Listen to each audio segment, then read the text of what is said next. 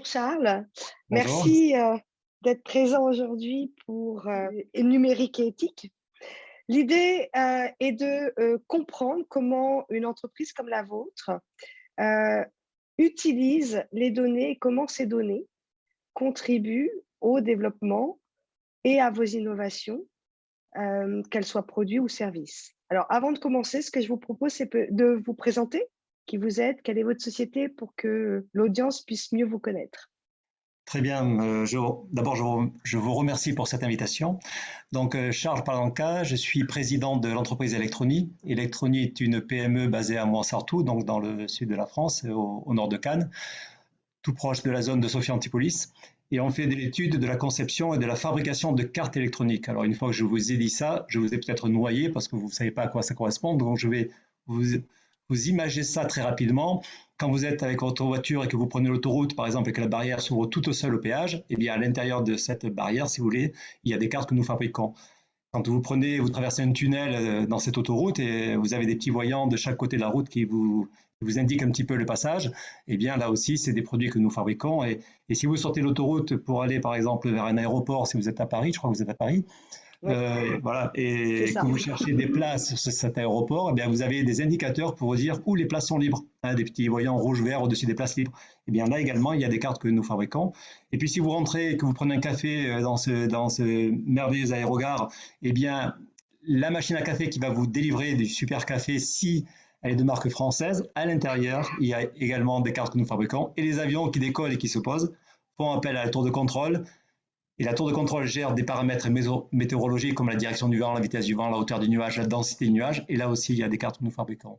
Je dirais même quand Thales Alenia Space envoie des satellites dans l'espace, puisque Thales est à Cannes, et nous sommes à Montsartou, c'est tout proche, eh bien, ces satellites, il y a des essais au sol. Et bien, pour ces essais au sol, nous fabriquons également des cartes de mesure pour ces satellites. Vous voyez, donc, on est une PME de 25 personnes. On existe depuis 30 ans. Et pourtant, les gens utilisent des cartes au quotidien de nos produits sans le savoir. Alors, c'est les produits de nos clients. Bien entendu, le nom d'Electroni n'apparaît jamais. C'est toujours nos clients qui apparaissent. Mais nous, nous sommes des fabricants de cartes, des concepteurs de cartes. Enfin, partout, il y a du composant électronique. Et Dieu sait qu'en ce moment, les composants électroniques, vous devez en entendre parler. Vous intervenez dans un champ extrêmement large de produits, c'est-à-dire que vous allez toucher des secteurs vraiment extrêmement différents, hein. On a parlé de l'aviation, on a parlé des parkings, on a parlé des voitures. Derrière tout ça, il y a énormément de données qui sont, je dirais, captées par l'électronique. Quelle est votre vision? Est-ce que vous pouvez nous éclairer ce que vous entendez, vous, comme données dans votre domaine à vous? C'est énorme. C'est énorme la donnée aujourd'hui. Enfin, le sujet est tellement vaste parce qu'il y a la donnée, en définitive, la donnée qui est un véritable moteur du développement économique aujourd'hui. Je dirais même que Ouais, c'est un moteur du développement humain, pas que économique, bien entendu, hein. oui, Et puis, il y a les données. Alors, dans les exemples que je vous ai cités, effectivement, pour ne pas répéter le mot données, dans les exemples que je vous ai cités, j'aurais pu vous citer des exemples aussi dans le médical ou la cosmétique, où on intervient également. Bien sûr qu'on gère énormément de données, et notamment des données techniques. Mais je dirais que la gestion des données techniques, qui passe par nos systèmes d'information, par tous nos outils, si vous voulez, effectivement, est véhiculée entre nos clients et nous, par tous les systèmes existants que je dirais que le commun des mortels connaît aujourd'hui. Mais il me semble que dans la donnée, ce qui est intéressant, ce qui me paraît plus intéressant que la donnée technique, bien qu'elle soit essentielle dans notre métier, c'est comment la donnée permet justement aux individus d'être totalement autonome, d'être responsable, de pouvoir coopérer. Et je crois que la donnée a permis, en définitive, aux écosystèmes également d'éclore. Ça a permis réellement à tous les acteurs de la cité. On parle des industriels parce qu'on est industriel, mais enfin, on pourrait parler de l'éducation nationale, on pourrait parler des institutionnels, on pourrait parler de tous les acteurs de la cité, y compris des politiques. Aujourd'hui, on peut interagir parce que justement, on a ces échanges de données. Chose qui était très difficile à l'époque. Parce qu'à l'époque, il fallait pratiquement se voir pour échanger. Et là, aujourd'hui, justement, avec la dématérialisation de l'information, avec la possibilité d'être connecté en permanence, alors certes, il y a des effets pervers, certes, il y a des effets de bord, ils sont nombreux, mais par contre, La donnée permet une émancipation, pour moi, totale, effectivement, de la société. Donc, alors, parler de données, on peut parler de données techniques, on peut parler de données administratives et fiscales, sociales, mais c'est énorme le sujet. Voilà. Mais pour moi, le sujet le plus important, il est associé la donnée à l'humain et à la potentialité d'évolution, justement parce qu'aujourd'hui, on échange des données et qu'on est passé dans le monde, je dirais, où ce qui gérait avant, le monde, c'était, on va dire, la force et la matière, un petit peu, et aujourd'hui, c'est les flux, c'est les clics. Vous captez ces données, vous les utilisez et qu'est-ce qu'elles vous permettent de faire au final, ces données? Alors, encore une fois, c'est difficile parce que si vous parlez de données techniques, comment je les capte, si vous voulez, on les capte par le réseau, c'est des données où, en définitive, tout le monde est volontaire pour la communiquer, cette donnée. Parce qu'il y a des données où on est volontaire pour la communiquer, cette donnée, puis il y a des données où on va capter de la donnée. Nous, dans les aspects techniques, effectivement, la donnée que l'on collecte chez nos clients, c'est la donnée qu'on échange avec nos clients. Donc, c'est des données techniques sur des dossiers, sur des cahiers des charges, sur des cahiers de recettes, sur des cahiers de spécifications. Vous voyez, quand il faut faire un outil de mesure pour un satellite, je veux dire, c'est de la donnée purement technique, effectivement, qui est échangée et qui permet de construire en définitive le système. Alors, chez nous, la donnée, ce qu'elle permet de faire, c'est de l'innovation, de la créativité, et effectivement, elle permet de réaliser notre business, quoi. Elle est à la base même de notre business. C'est grâce aux données échangées, effectivement, que l'on peut fabriquer les produits qu'on peut imaginer dans nos bureaux d'études. La fonctionnalité, d'ailleurs, l'économie de la fonctionnalité qui est en vogue depuis une bonne dizaine d'années, s'est occupée en priorité aux usages plutôt que, effectivement, à l'aspect technique. Bien sûr, mais on n'a pas parlé également des données immatérielles, parce qu'on aurait pu parler aussi de cette partie-là, parce que les données immatérielles dans des sociétés comme les nôtres, comme les PME, en définitive, elles sont fondamentales. Elles ne sont pas, vous voyez, elles ne sont pas au bilan, ces données-là, et pourtant, elles sont terriblement structurantes. Et elles n'apparaissent pratiquement pas. Et c'est une grande difficulté, d'ailleurs, de faire apparaître ces données immatérielles, effectivement, dans nos processus, quoi.